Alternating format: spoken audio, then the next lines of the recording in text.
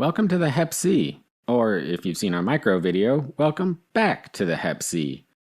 This beautiful body of water is the perfect setting to talk about the direct-acting antivirals, or DAAs.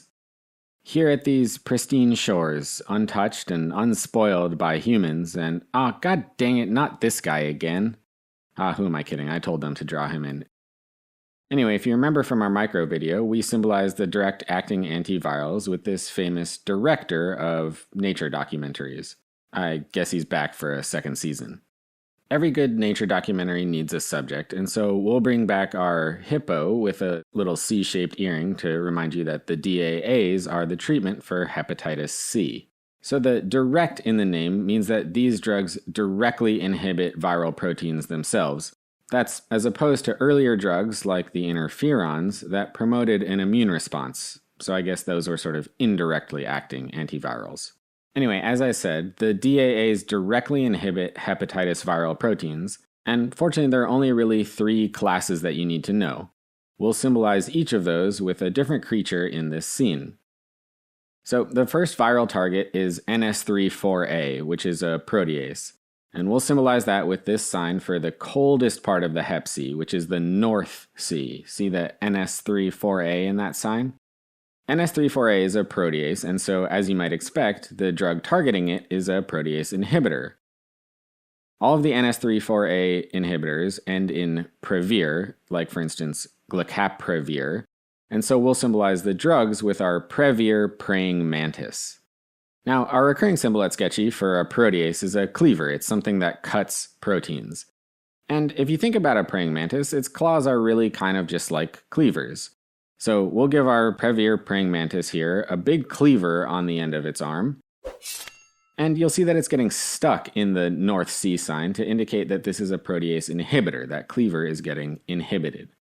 So putting it all together, our previr praying mantis has its protease inhibitor cleaver getting stuck, and that protease inhibitor targets the North Sea NS3-4A.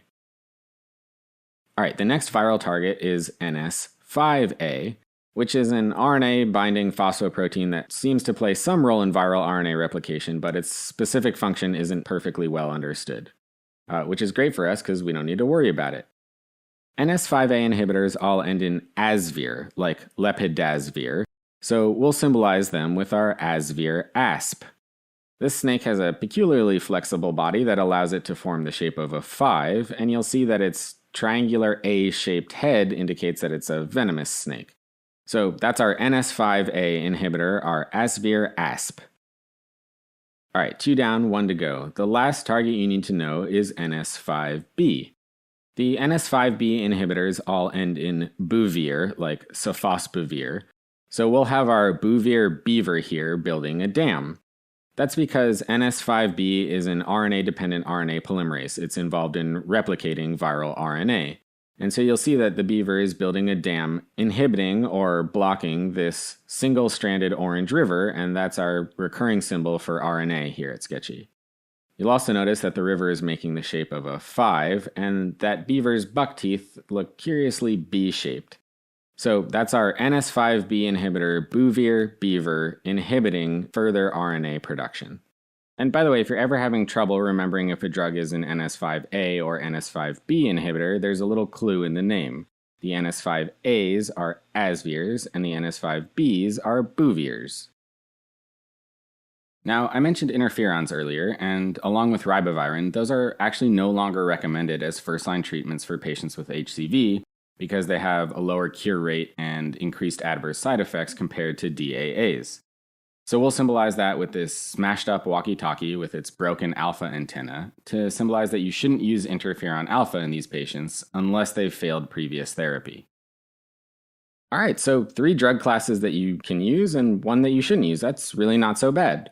Well, it does get a little more complicated than that, but only a little. DAA regimens are fixed-dose regimens that use drugs from 2 different drug classes. So we'll put a little poster advertising for our nature documentary on the wall of this tent here, and we'll put our buvir beaver and our asvir asp on the poster to remind you that you should use 2 different drugs from 2 different classes. Or maybe the next day they received a letter saying that there was going to be a 6-month delay before they could leave the chute. which leads us to our next symbol. So we'll have a crew member lying down in this tent here, just feeling kind of crappy. They're nauseous, they're tired, their head hurts. Maybe they celebrated a little too hard at their wrap party last night. Alright, so there are 2 important treatment considerations you should know about.